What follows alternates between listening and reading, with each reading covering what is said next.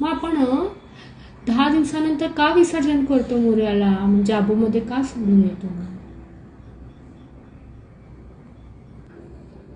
Teacher लिहायला सांगते, मुलं नीट असते, त्याच्यात ती कलर नीट आहे म्हणून काय होतं त्यांनी एक दंताई होत आहे. मग नंतर 10 days नी आईच ओपन करते. मग ताप आलेलं असते. कोणाला ताप येतंय? मुलाला. मग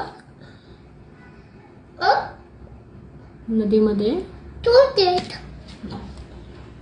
म्हणून आपण 10 days